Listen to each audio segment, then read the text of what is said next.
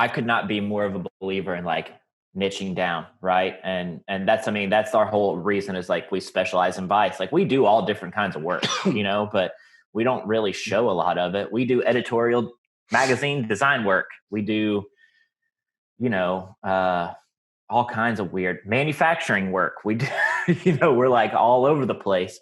But the main work that we show is in that kind of vice category. And that's kind of where we have the most fun, not only because the clients are weird and generally a little bit more like us, but that's also a kind of place where we feel like we have permission to win. The Perspective Podcast is fuel for your mind and creative grind. Each week, my guests and I provide the skills for thinking bigger, overcoming adversity, and making an impact with your work.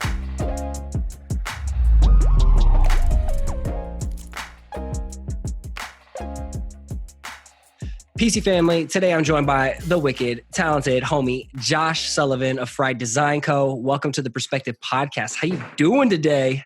Good. Thanks for having me, man. I'm excited to do chaos. So for those who don't know, we're recording in the middle of a pandemic. This episode will come out. Hopefully everything is so much better by the time this episode comes out, a month later. But give people kind of a state of mind where you are right now. You're in Springfield, Illinois. Springfield, Missouri. Sorry. Yeah, no. It's no big deal. There's a bunch of Springfields, so it's fine. It's pretty bananas. I'm in my studio right now here in downtown Springfield. There's usually about 10 to 15 people here, and I'm the only one here. So I came specifically to do this podcast today. So I love it. Just to like get out of my house and not have, kids running up my back while I'm trying to record. So. Well, so for those who don't know, give us a brief Wikipedia page summary about who you are, what you do, and most importantly, why people should care about the kind of work you do and the services you provide. Yeah, absolutely. So my name is Josh Sullivan. I am the owner of and founder of Fried Design Company here in Springfield, and I'm also the co-owner of Supper. Fried is your kind of like traditional graphic design agency. We say that we specialize in vice, right? So we do a lot of cannabis, alcohol, food, hospitality work, like in the bar restaurant scene. And then we're doing more and more like action sports stuff, music stuff for bands, things like that. But we like to say that like we do all the cool shit, right? That's kind of where we focus in on. And then we've got a little bit more of a kind of like an aggressive punk rocky kind of style that we kind of lean into. And so we get called a lot for that. And then at Supper, it's a full service ad agency, specializing in kind of the same things of alcohol, cannabis, food, and hospitality, but in a much kind of like cleaner, older sister look for clients who need not so aggressive. Yeah, well, just for clients who needed a bit more, I don't know, like kind of sheen to it or something. Like whenever I started Fried, it was just never built to be an ad agency. It was supposed to be a design agency. And so as we continued to grow and as clients continued to need more and more and more, we just weren't built to be able to have that kind of service model. And so it made sense to me to recognize the opportunity and start another business to go along with it as well. Crazy, man. Okay, so not only do you and your team just crush incredible work, like seriously, when you're talking about aggressive in the vice form, here's the t-shirt that I'm wearing right now. I don't know if you guys can see it. Specializing in vice. I'm wearing what he says. But you nerd out. You're super passionate about the business aspects of design. So can you kind of like take us back to the beginning when you're just dipping your toes as a designer? Like, how did it start? When you got asked to do your first job to the point like where you really were like, okay, I want to dive into the business side of things. Yeah, absolutely, man. It's kind of a weird story. So I had no idea that like whenever I was in college, like graphic design was a job that you could have. I think a lot of people probably have that exact same experience for whatever reason. So I went to college because I wanted to work in the music industry, right? And so I went and got an entertainment business degree. And then whenever I graduated, that was like right at like 2008, whenever the music Oh, industry just didn't exist anymore. It was just wrecked from everything. And so, right around then I had kind of like all of my friends and everything that I was in college with, since I was in entertainment business, were musicians, and I was a little bit and stuff at the time. And so I got into making merch and stuff like that for them, as well as making like small little websites and that kind of stuff, and started to get really into design. And so I decided to go. I'd always been kind of an artsy kid, and so I went back to school and got an associate's degree in graphic design, and then that's kind of where it kicked off from there. Um, so yeah, I got the luxury of having the business degree first, and then being able to kind of kick that into art and design going forward. interesting. I didn't realize it was business first to you. So, so like, when did you start making money from design and your art? Tell us about that story. How did that journey come off? Because we're eventually going to dive deep into like the business side of pricing, and it goes into packaging, branding, and so forth. Yeah, so I my story is kind of like any other graphic designers. Like I did the internship thing. I lived in Orlando, Florida, for a number of years. I lived in Austin, Texas, for a few years, and then moved back to my hometown here in Springfield. Um, and I guess like I worked in the agency thing for a while, and I really liked that. And that was I was making great money there as a senior art director for a big food service like advertising agency here in Springfield that I kind of really got going in my career with. And then I was a marketing director for a brewery for like 2 years, and then after that I was like, you know what, to hell with this shit, I'm gonna make this thing a run at it. And that was whenever I started Fried, and then ever since then that's where Were you we're at doing today. anything on the side? I was doing some freelance work. I had actually started a small like screen printing company that we were doing like T-shirts and like gig posters and stuff like that, and just for kind of like as a side hustle type gig. And I was doing that the entire time I was at the agency, and that was super super fun. That eventually just kind of ran its course because of like it's just a shitload of work. But I was designing stuff and putting stuff out that way, and that kind of like got my real creative itch going, of like, oh, I could just do this for myself, or I can have a brand that's people want to be involved with outside of the services we provide, right? So Fried, for instance, now like we sell a bunch of merch and that kind of stuff as well to go along with the design work that we do. So It's I kind of ended got up like a Lincoln feel to it, but in your own yeah, style. absolutely. Yeah, I mean, I you're think an that you're an agency, not necessarily an agency, but like a design boutique studio and Vice. But then you have your own dope merch on the side too. it's But just super in your fucking own weird, lane. man. Still, Yeah. it's your own lane.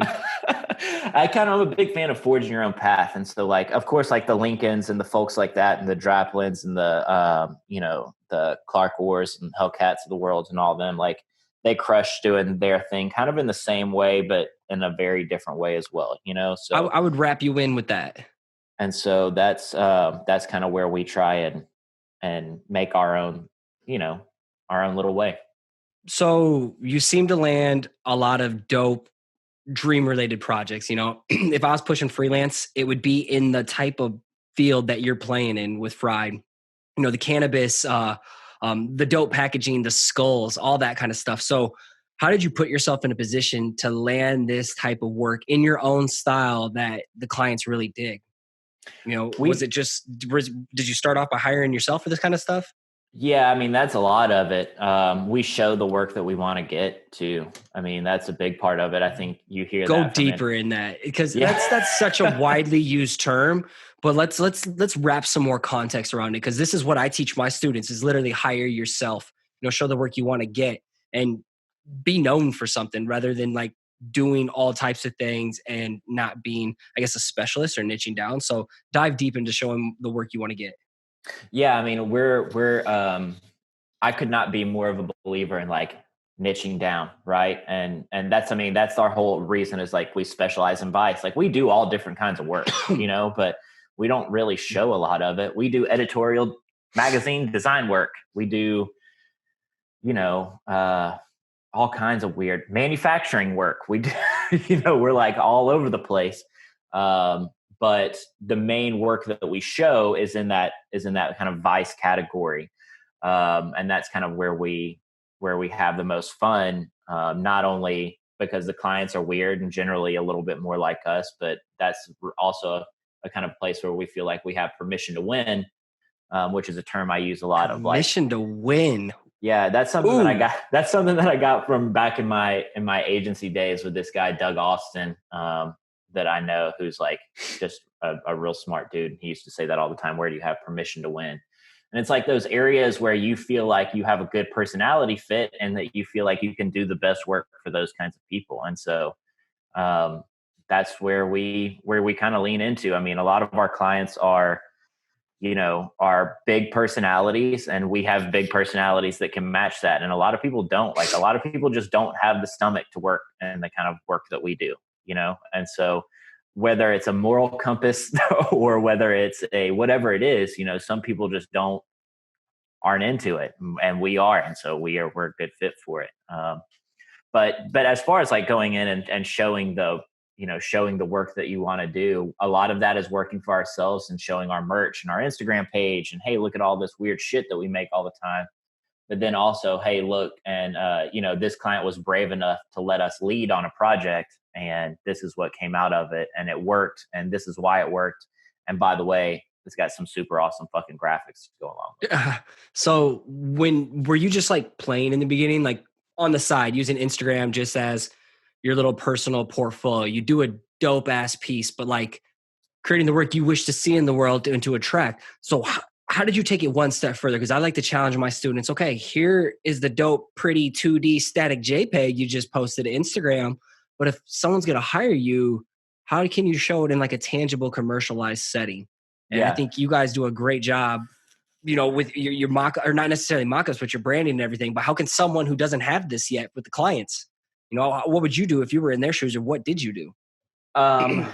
So one piece, this is something that we still do. And like, I'm trying to figure out how to monetize and like revenue stream it. And I think I've kind of figured it out, is like, we'll create a fake brand, man. Like, yes. If we think something's cool, like if we're like, hey, here's this cool illustrator. We do this all the time. So like Gus will send me an illustration of like a sketch or something that he's got. And we're working on one right now called Mockingbird Coffee. That's just like for fun that we do on the side whenever we are like just, kicking back. And I don't know, if you've ever got a few, how you have those like little windows of like 15 minutes where you're kind of like, I'm going to warm up on something a little bit or whatever. Well, all of those times, like if you put them together, make for a lot of time. And so we just spend those little bits amounts of time making something cool. So we're doing one right now called Mockingbird Coffee. That's a coffee like brand, right? And then we'll say, hey, look, this is kind of what the target demographic for it looks like. And this is who we think would buy something like this. So let's just create a coffee brand. It's just like the brand strategy behind it. Man, we dive deep. Oh my God. Can we nerd out over that in a little bit too? Yeah. We can keep this going all day long. But like we kind of start with all those little strategy points of, hey, this is who might buy something like this or be interested in it. And then we just go deep and we start making stuff, and we make it the way that we want to make it because we're the clients. And if somebody digs it, they dig it. And if they don't, they don't. But at the end of the day, we showed it, and it's work that we believe in, And do you put that in like a portfolio then? We put it all together. We call it ghost brands. And they're just brands that we keep on our Dropbox that like every once in a while we'll like pull out and be like, hey, look, this is a cool thing. And sometimes we'll put it on Instagram, and sometimes we'll put it into proposals that we send to folks, like to proper clients, and say, hey, look, this is working. We always note like, hey, this is a brand for sale or whatever. And sometimes that's always something we've kicked around of like another revenue stream. Like, could somebody who knows how to make coffee and doesn't know shit all about who their target market is, or they just want to make cool coffee, is this something that they could just buy, right? And kind of lean into from a brand perspective, and then we can edit it to fit exactly what their needs are, but at least it gives them a leg up of seeing what's possible. Is that something that we could kind of use as a revenue stream or and things like that? Which I've always been a big person against, like the people who would just go on and like buy logos online to fit their business. Let me get that template real quick.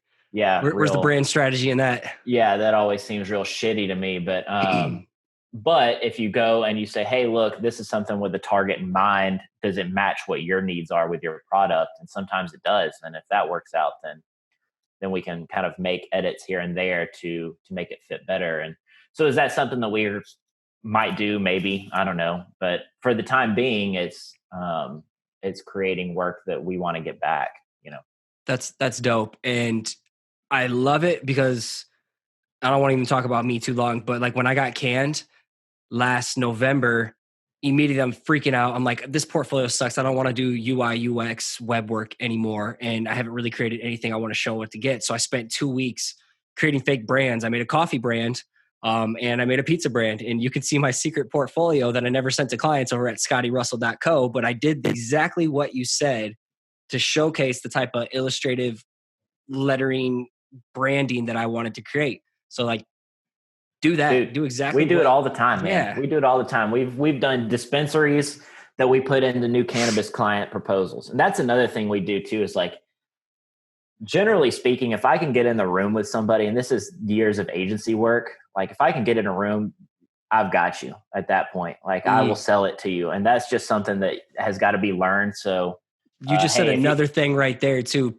You gotta, if you're an artist or a designer and you want to win in the long term, selling is everything. Man, pitching your huge. ideas, speaking back into their language of what they told you they want, you know, and then twisting it what you want, but then just speaking back into the language that they were having, you know, like you're selling every day. You're right on the ball selling. It's such a big part of this business, man, of like, and a look, fun if you part can't when sell, you get good at it. Yeah, it's super fun to go into those rooms and be able to close it, especially with people, you know, of all different kinds of backgrounds and stuff like that. It's super fun to relate to people in that way. And then in that setting, and then see what their needs are and be able to read the room and be able to sell it to them in that way. And look, man, you can be a good graphic designer and a great salesperson and make a shitload of money.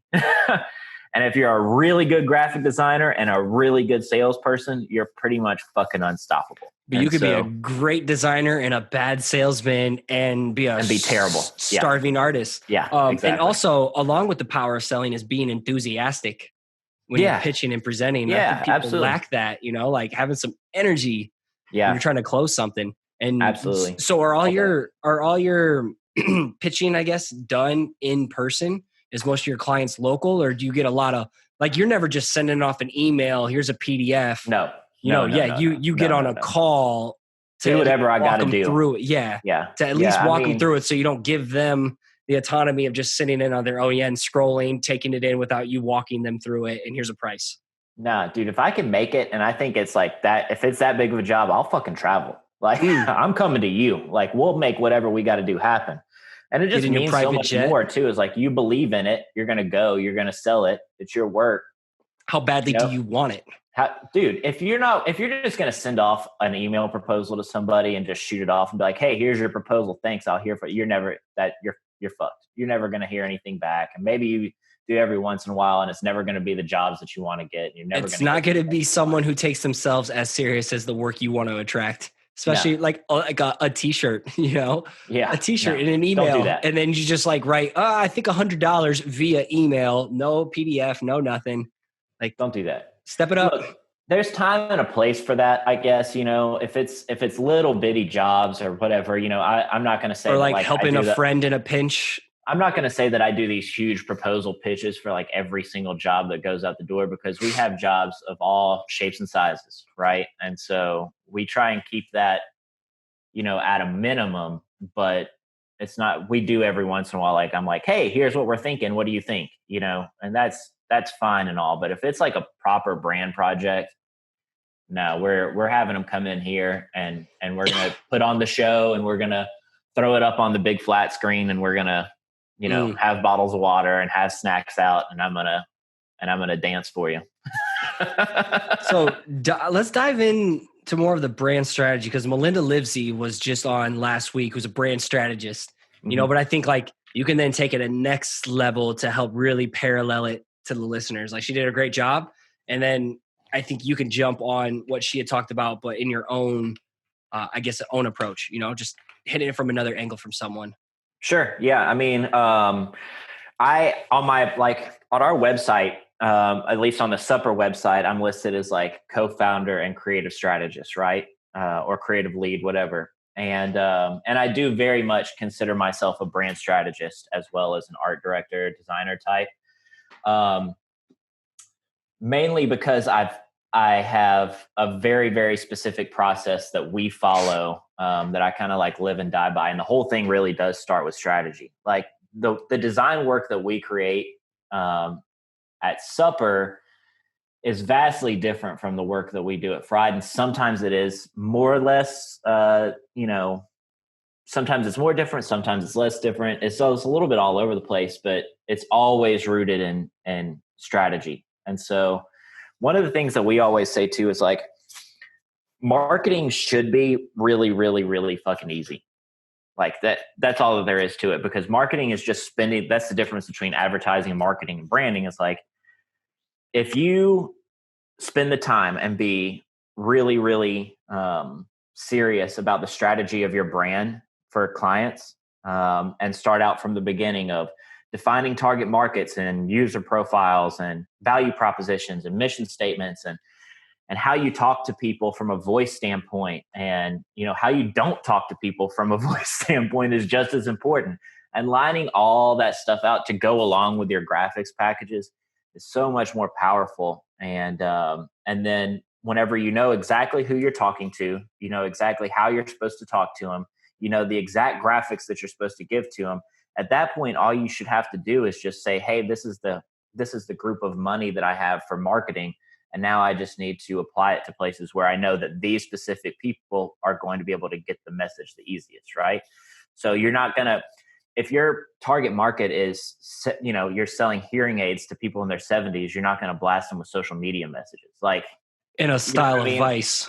Yeah. I mean, it's like, it should break down and be pretty easy at that point, as long as you know exactly who you're talking to and how you're supposed to talk to them. And that all starts from having a really strong brand. I think what you're saying is hella powerful. Again, I want to challenge people who are not only freelancers, but they're just content creators, or like someone like me. I'm a coach. I had to have brand strategy to understand who my ideal student is. Where are they? What are their psychographics and demographics and things like that, in order Yeah, or so I like can what stage of their career are they in? Yeah, Or where exactly. do these people, not only that, but like where do they go to get content? Is it YouTube, or is it Instagram? Is it Or Facebook? now something like TikTok too. And Exactly. if you're trying to hit the smaller, younger kids in the generation of everybody flocking over there. So it's like, I want to challenge people who are listening here and be like, well, I don't really focus on freelance. I'm more, still finding my way of content creation and seeing where it goes from there. Like, this is how you can spin it too. I like to imagine who's your perfect listener, who's your perfect follower, who's your perfect client, who's your perfect avatar. I'm not sure what you guys call them, social profiles. Yeah. We just do user profiles. Yeah, I think it's incredible. So once you get that locked down, so you guys just nerd out over the brand strategy part first. Big time. Right. Before each product. So when you get an inquiry, is that usually coming in from your website? It's all over the place. We do a lot of word of mouth work. I mean, that's the vast majority of our stuff is all word of mouth. Yeah. Awesome. So when someone comes in, they give you give them a brief, or they provide you a brief. Do you give them something to fill out beforehand, or like what's kind of your strategy of client discovery and then getting all the content up front as much as possible, get all the answers up as much as possible? Yeah, we do. So our process is usually like, it's a little bit all over the place. So we'll have clients. So for Fried, for instance, right? Fried focuses on just design work for the most part, right? Like we don't do a lot of we do brand design, illustration, that kind of stuff. We work with clients, we work with agencies, we work with everybody. So that's one thing. And so I'll talk about it first. And Supper is completely different because it's a proper like ad agency style. So Fried gets clients that are of all different sizes. Sometimes they've got no fucking idea what it is they're trying to start and do. And they just come in and they're like, look, I know I need something here. You guys are going to have to tell me what. If at any point try and nickel and dime in that very first few interactions, that's immediately like a red flag for us. Deuces, and we'll just say we're probably adios, not bye, a good Felicia. fit. Okay. Sometimes they bring a brief, sometimes they don't. We always start with a questionnaire before we have a in-person meeting, or really even before a phone call for the most part. Like I just shoot them a questionnaire. If they don't fill it out, they're probably full of shit. If they fill it out really poorly, they're probably full of shit. You're putting up a gate, basically. Yeah, I put up a gate. Yeah. And so, but then if you get it and they fill it out and we ask them what their budget is right up front, and not to like weed people out, because we work with people of all different kinds of budgets depending on what the project is. And so, we do that. We fill out the questionnaire. After that, we try and set up, a meeting to go through it and to make sure that, the personalities are a good fit. And then after that, we do brand strategy. So if it's somebody looking for a brand, a whole brand, we'll do a whole brand strategy, session. It's usually 4 hours to a day, depending on how, big the company is. And we go through user profiles, and I walk all the way through this whole like matrix of giving people, finding out what their attributes are, finding out who their target market is, finding out, what the needs of those people are, and then how we can help them. And then on the supper side of that, we go even deeper, where we start to figure out business strategies for those people and put up timelines to see who, or how where they have the biggest opportunity to get the best return on investment as fast as they can from whatever their strategic needs are. So, man, sorry, I'm dealing with the cold over here. Not Corona. You better hope not. And they don't got enough testing around here, so I can't sneeze on the mic. It might live on there for too long. So you said you're open to be honest and transparent. So it sounds like supper. Are you able to charge a lot more through this agency style? Very much so. Yeah. Okay. Very much so. Mm-hmm. Okay. Like not even close, since this is more like. I think it's comparable, but like only because the tactic lists are so much bigger, right? Like we're not going to come in. So supper does media like buying. You know what I mean? Like we do not just the strategy and design part of it, but then it's going all the way into full advertising campaign development, right? So developing the campaigns, figuring out the communication plans for all those, which is, again, all the marketing behind it. And then actually all the media buying behind that as well. So, that goes all the way into commercial video production and placing those ads, or print ads and placing those ads in different regions, or placing geo-targeted digital ads in different parts of the country, whatever that is. Like that tactic list is so much bigger, and those jobs are so much bigger that the strategy behind it takes so much longer. And there's so much more on the line, because the media buying budget is so much bigger than somebody's bar brand, right? Which is, or whatever, our skate decks or whatever that Fried's doing, supper is going to come in and do a full ad campaign for whoever. And it's just way bigger, there's way more money on the line. And so we charge more for it. No, that makes total sense. That gives me a good feel of like where I feel my listeners at this stage of their journey are more going to be aligned to the Fried design for side sure. of things. Big time. Yeah. I would think so anyway. And getting started then. So in terms of pricing from Fried design, I think that's where people are mostly going to be. You say you work with people all over the place, big or small, whatever they are. Just getting started, you have a smaller person coming in. What's an example of like a small project and how you would price it? Okay, sure. So say if we have I will say that this helps, is that we try and keep like a minimum engagement, right? And we say that's like $1,000, right? So like no matter what we do, it is generally going to be $1,000, so we need to figure out a way to get it to that number. So we keep a minimum engagement of around like $1,000. It doesn't mean that we don't break that. We do all the time, but it just typically the way that we do stuff is Fried. If it's a hell yes, then it's a hell yes. If it's a hell no, then it's a hell no, or if we're on the fence about it. We just generally don't do it unless if it's not a hell yes, it's a hell no. yeah, exactly. If it sounds fun, then we'll do it for whatever we need to do it for. I know how much money we need to rake through this place at the end of the day, or how much we need to charge hourly to keep the lights on and keep everybody's salary where they needs to be and pay everybody, what they deserve.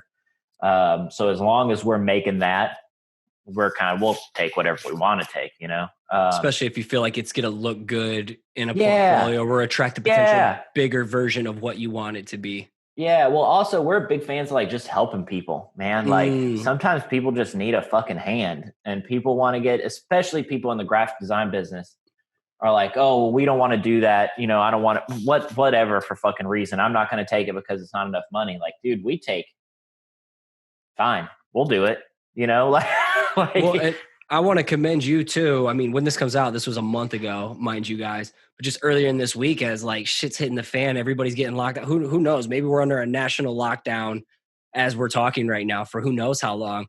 But you just offered help to anybody in a pinch with a quick little need of design service. You're like, I don't know what to do right now. I'm in a weird spot, but like if there's somebody I can help with a quick pinch of a design service, like you offered something like that. Trey Sprinkle in Texas hooked one of my homies here in Cedar Falls up with something. So when you say you are looking to help people, I want to make sure people know that's not just you full of shit right now. So I can at least reaffirm it, affirm what you're saying. Yeah, man. I mean, we try and help people. And on the other side of that too, is like, we know what we're worth.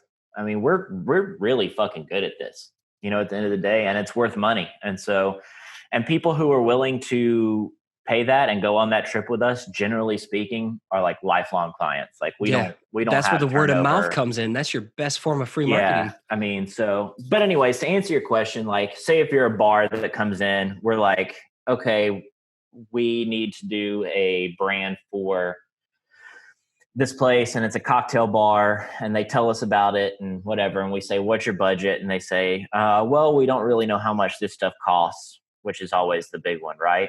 They're not designers and they don't know what they don't know. And so you can either take that one of two ways. It's like, well, small businesses generally just don't. Like, they do have a marketing budget because they wrote a business plan to go to the bank and get money to start their business, but a lot of the time they just don't know what they're supposed to spend. So we try and walk through like 3 different options generally on like, it's the classic like website selling, of like basic, standard, pro. Okay, you do 3-tiered. We do 3. And sometimes we do 2. Sometimes we do 4. You kind of try and I'm getting ahead of you. Sorry, I'm trying to steal your thunder. Yeah. No, not keep at all. going. It makes me excited when people talk. It makes me feel like I am giving good recommendations to people when people say they're doing what I do. So thank you.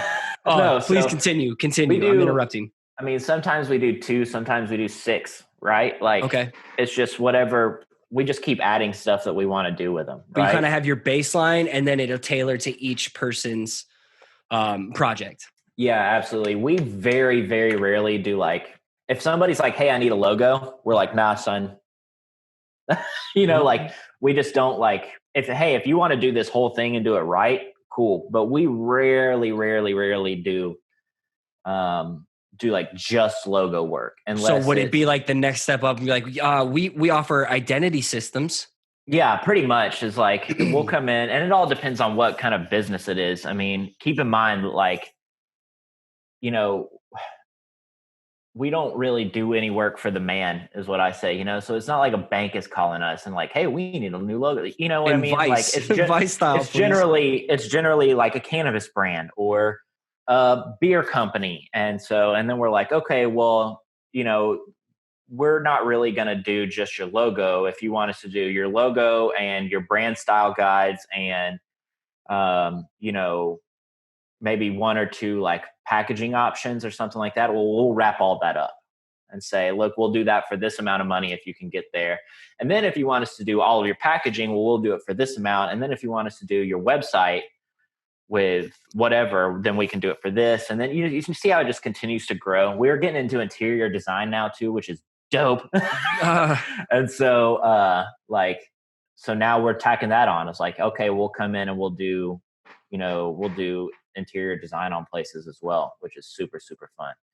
And so like anytime we start to tack on more and more and more stuff that we're capable and really good at doing, the price just goes up. And so then people get a good sense of, you know, how we can help and what they need to budget. And sometimes it scares people away and sometimes it doesn't. I will say that generally speaking, we seem to be on like a 3-month sales cycle, right? Of like people come up and say, hey, we want to do this.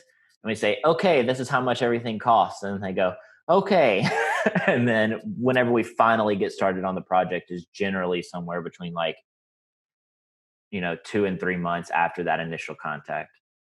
Okay, what's kind of like, okay, so 1,000 is kind of a minimum. And I think a lot of people, once they get started, maybe it's 300, maybe it's 500. For me, it's 1,000. If I'm doing a mural, easily minimum 2 grand, it's got to be worth my time for sure. Yeah, So what's example. And that's a great like reference on like the t-shirt stuff, right? Is that like most people are getting started with the t-shirt, so like if you were getting started with the t-shirt and we can pivot from there, but like how would you have gotten started with the t-shirt? How would you approach it now if you weren't where you were, maybe a couple years ago or something, 5, 6, Yeah. 7, 8 years ago, and t-shirt was like one of the first things you're getting asked to hit up? Yeah. So, well, with the t-shirt stuff, it's kind of weird because, whenever people are first starting out, they typically don't have the administrative backends to start really diving deep with like licensing and stuff like that. It can just be kind of confusing and overwhelming, and you don't really know what you're supposed to do with it. And should I hire a lawyer for this, or should I just write my own contract, or whatever? And that shit is generally a big pain in the ass. So, what I always tell people starting out is like, do it until people are willing to pay you whatever you want to get paid. Like, you know what I mean? Like it's hard to, it's all relative and it's all what you feel like your value is. And if you're cool selling somebody a t-shirt for $50, like go do it. That's fine with me, to be honest with you. I'm not okay with that, but if you feel like you're okay with that, then go for it. I guess for me, I'm to the point now, I've never done it for a big brand who I know I need to license it for a year or 2 years or offer them a buyout. So for me, if I was ever going to do it, I'm not really taking on heavy freelance in that direction. Now it's like a $500 minimum fee. Yeah, that's exactly. like a flat, that's it. That's what it is for me. But I know that's not for a lot of people. And I haven't been in that position to do licensing. So like if someone's just getting started off, is it just easier to go the route of here's a flat fee? That's what I think. I personally think that is. I'll probably get crucified for saying this shit. But it's going to be like a local restaurant or some brand like, on Instagram hitting you up and you like asking them, hey, how many are you a quantity? What's the printing? How much are you selling them for? How big is your audience? What's the value provided to you versus like someone like Dickies hiring you for a t-shirt design? Yeah, man. Look, Uncle Tony's Pizza on the corner doesn't give a shit about your licensing fee. You know what I mean? Like they want a cool t-shirt or royalties, or can you or can you not? And like, if you can do it, man, make it for them because it's awesome. Like that stuff is cool. Getting to make a t-shirt for a local pizzeria, that shit's awesome. Don't try and price your way out of it by trying to do some licensing agreement. Now, with that being said, once you get to a certain point and people are making huge revenue streams off of merchandise, like selling your t-shirt design for like $30 plus $35 for a t-shirt or something. Bands, man. If it's a big band, like a nationally touring band, get that licensing agreement in there. That's the time to start doing that kind of stuff. How would you approach that? There's a bunch of different ways you can do it. Like you can do royalties, you can do limits on prints, right? So if you say, hey, or you can say the first pressing of this limited to this amount of prints, right? On this design. Sometimes you can say it's, you could say it's a year. So you'll license this for a year. You can license this for up to 1,000 prints on t-shirts and bandanas and koozie, whatever, like whatever those things are, or just t-shirts. And you can do that however you want to do it. At the end of the day, if whatever's going to make you the most amount of money is probably what I would suggest doing. Licensing agreements are still hard to keep up with until you start to get into those type of clients where they have artist management systems and they have their own things in place where they're used to getting those type of agreements. Then that shit gets followed up on pretty well, and you can make yourself some nice little money if they decide to start doing reprints of stuff. And then the other way you can do it is like, again, those folks are used to that type of system. And and have come up in that business format. And then if you want to just sell them the whole thing, I just double the price is what I do. Just to double. Okay. Yeah. Okay, And I mean, that's up to you. If you want to charge them 50% or 25%, if you want to charge them 4 times the price, that's your call, but that's what I do. I just charge double. Okay. So just to recap, if you're getting new in the game, say you're, getting your work out there. Like I have students and stuff who are getting hit up. We're 2 months. By the time this comes out, the 3-month coaching program is done again. But they're like 2 or 3 months into this with this style they're really finding, and they're getting hit up for design. And it's not something. Maybe it's an account with 25,000 followers, or a brand, or an influencer, or something like that. So for me, it'd be like I tell them, charge a flat fee of what you feel comfortable with.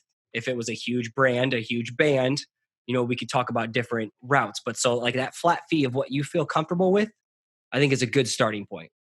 Would you agree? Flat fees absolutely. in the beginning when you're just getting started. Okay. Yeah, I do, man. And I mean, whenever you're just getting started, like if you're trying to build your book or you're trying to specialize in a certain kind of tool, or you got to eat shit for a while.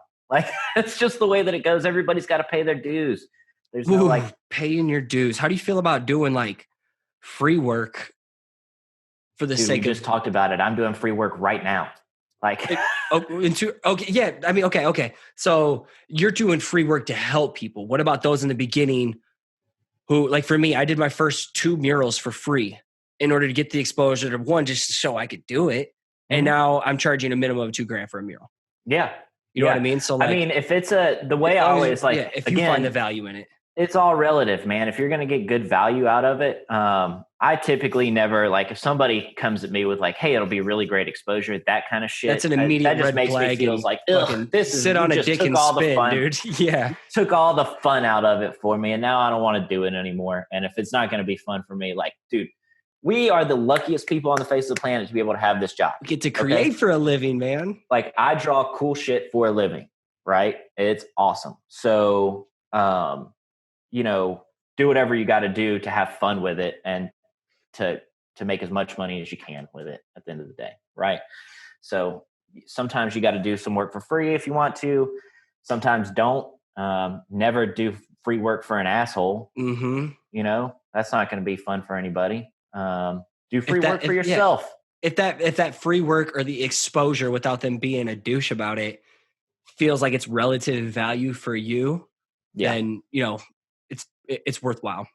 Absolutely. And we might have to do a part 2 sometime just to like go really, really, really deep on a topic that people are wanting. I feel like we've covered a lot of good things in here. Before we go to rapid fire though, what's one piece of advice you'd give to yourself when you were just starting off? Oh God. Just as like a designer getting into the world, maybe you're at your day job and you're hustling on the side, finding your groove. There's always more time.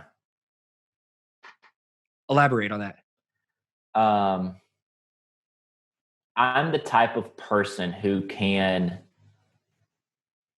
I like to stack plates as high as I possibly can. Same. Right. I'm a big, I function at a really high level when there's a lot on the line and when there's just everything is in pure chaos. You thrive in chaos as well. Oh, Same, big dude. time. Same.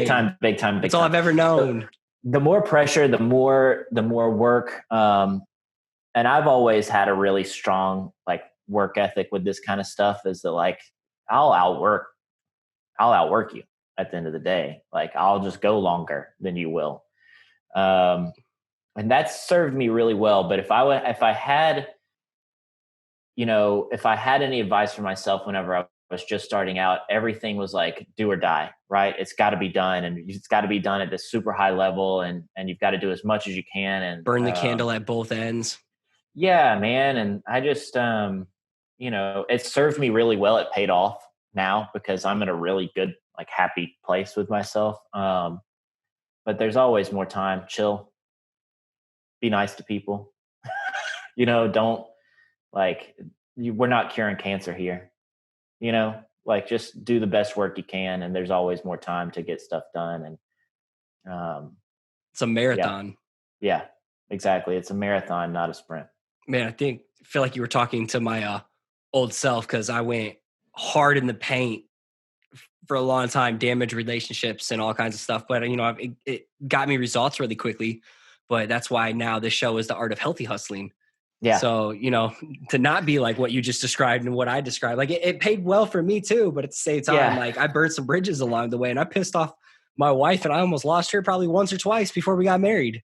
Yeah. That's how it goes, man. I mean, like, everybody's got a different experience, and everybody's got a different work ethic and everybody's got different expectations and everybody wants different shit. Like that's okay. Like some people want to absolutely rule the world and some people want to go home and kick their feet up and hang out at 5:00 every night. And there's nothing wrong with either one of those. And so I think just identifying who you are and what you want and making sure you've got the stomach to go and get it. Like define what success means to you, not take someone else's definition. Exactly. Don't get it. What do you always say? Don't get caught in the comparison trap. Yeah. Don't fall victim to the comparison trap, man. Don't do that. Like shit. People who are listening right now, they're comparing their beginnings to someone's middle or to someone like where you are. Hence why I like to try and parallel it often to the beginners or the people who are like really starting to monetize their craft. Yeah. Try to give a glance at all the different levels or like break down the process of all these big names in the league. So it doesn't feel so like impossible. You know what I mean? Yeah, it's not impossible, man. Just make cool work and do the best you can. Work hard and do the best you can. If you do those two things, you can at least put your head down on your pillow at the end of the night and sleep. Right? Yes.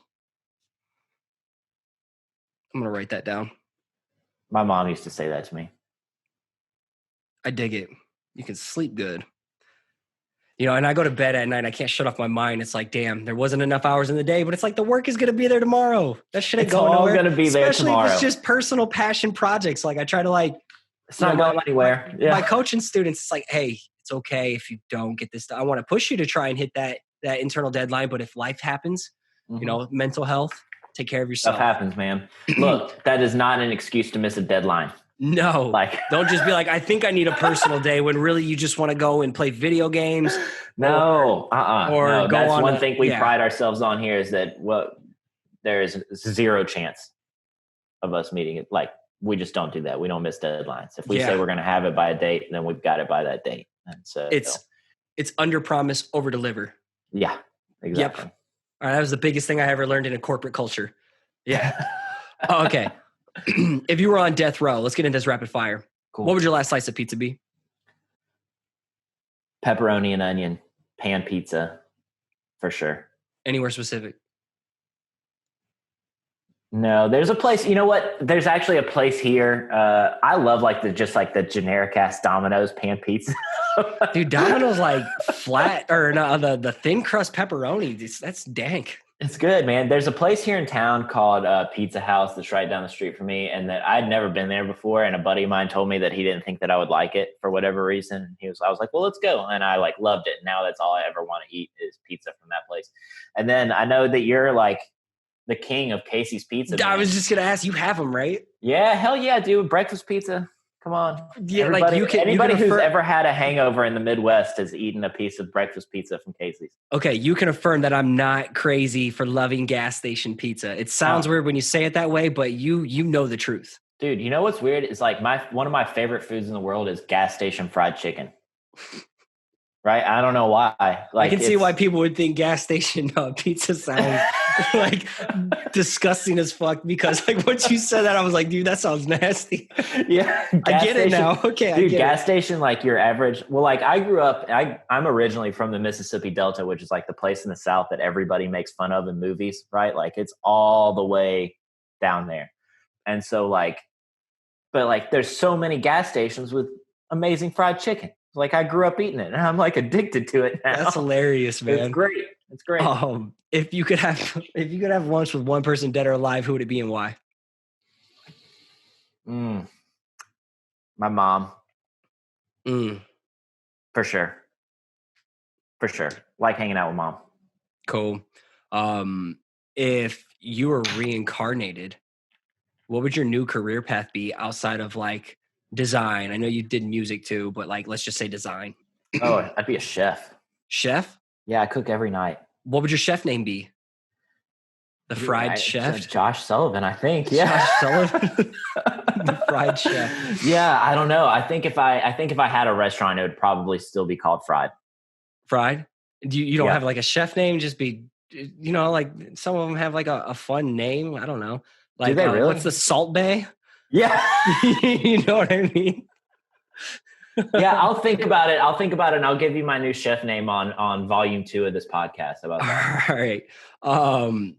The most important one. Do you believe in aliens or other life forms existing outside of our solar system, or just in paranormal at all? Aliens, fuck yes. Okay. Like, how could you not? I don't do the ghost thing. Okay.